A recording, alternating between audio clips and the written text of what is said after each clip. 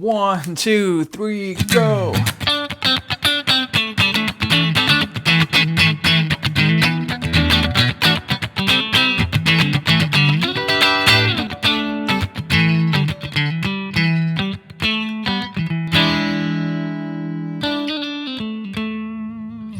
Hello YouTube! In this lesson, I'm going to share with you a phrasing technique that's going to revolutionize not only your lead guitar playing, but your rhythm guitar playing. For today, we're talking about staccato, or staccato, right? But first, let's give you an example of, what is a staccato inside a song. I'm going to try to give you examples of various genres. So the first one is Delilah by Tom Jones. I saw the light on the night that I passed by her window. The second example is Money, Money, Money by ABBA. Also pretty much the intro. Another example would be Breakfast in America by the band Supertramp. Pretty much the intro as well. Take a look at my girlfriend. Another rock song would be Eye of the Tiger by the band Survivor. Also, it's the main hook or the main riff.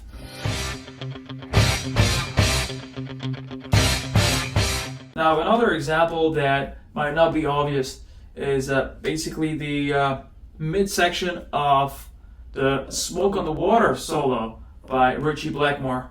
I was just teaching this the other day, so it's still fresh in my mind, and I just still remember that. So let's listen to it real quick.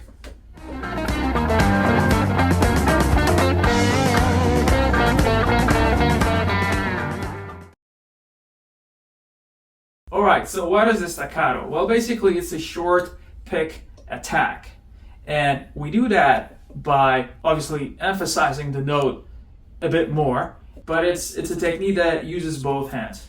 So as soon as I go down on the note and attack it, my fretting hand is going to release the tension on the note, kind of simultaneously. Like in a nanosecond, right after the picking hand, that fretting hand should release the note. Okay, but I'm not going to move away. So meaning when I play a note, I'm not going to move away from the guitar, or I might end up creating, overtones or harmonics in this case, or just complete noise sometimes. Instead, what I'm going to do is I'm going to play the note, and as you see, I just released the tension, but I kept my finger on the strings so that I can mute the sound. That's basically a short attack and then a mute afterwards. So why are we, using the staccato? Well, it's all about grabbing the listener's attention. That's the name of the game, right? Everywhere you go, it's all about that. When you see billboards, it's about what? It's about grabbing your attention. When you see an ad, it's about that. So when you read a headline, same thing. When you're soloing, or even when you're playing rhythm guitar, right?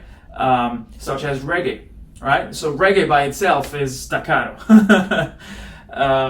You're basically emphasizing a note, and then by comparison, it's standing out. It's not blend anymore. It's also worth mentioning that when we say legato, it means the notes are tied together, such as there's a smooth flow of notes. It's never ending. It's as if the notes are relaying one another, and the sound is not stopping. The sound keeps going. However, for the staccato, you're making a statement, right? It's on purpose. You're stopping the note on purpose. It has to be intentional. So to focus on the technique, as I mentioned, let's pick one note, any note. Okay, let's take fret 7 on the D string. I'm going to use the ring finger here. I'm going to play the note, and then let's zoom in on the fretting hand. I'm going to release the tension like that. Let's see another angle. You could definitely use the right hand, in my case, or the picking technique to mute as well. And you can use the palm of your hand, okay? So in conjunction with the left hand. Simultaneously again as I'm releasing the tension. So what I want you to do as an exercise is to take any scale, you're very comfortable with, and apply the staccato to every single note. If you take the pentatonic and we play it, say, in C minor, just because I decided to play in C minor, it's on fret 8. We're gonna apply some staccato to these notes.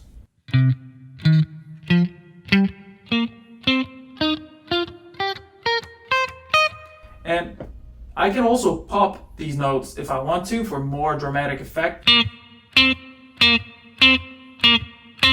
And to pop the notes, you see that I'm gonna play it, I'm gonna accent it and do a staccato at the same time. So if you want to train this, you would play regular notes and then apply a staccato and then come back to regular notes. So for example,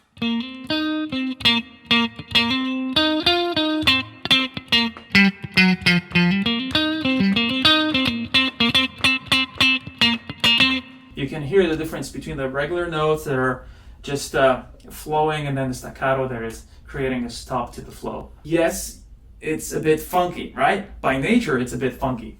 So definitely it will help you in funk guitar. So how would you know that this is staccato if, say, you're reading the tabs or the standard notation? You know, it depends on how it's notated, right? But you'll have a dot usually on top of the note, indicating that this is a staccato. So how do you listen to that on the record? Well, I gave you a few examples, and now it should be easy to figure out or identify a staccato when you hear it. And by the way, guys, one more observation. You could vary the rhythmic notations. So you could use various subdivisions to create those staccato fills and those staccato lines. So you could be either playing in quarter notes, or eighth notes, or 16th, right? Or anything else. So for example, that's a quarter note, or that's an eighth note, or 16th. It's good to practice those. And then we could do all kinds of figures of 16th, right? So we could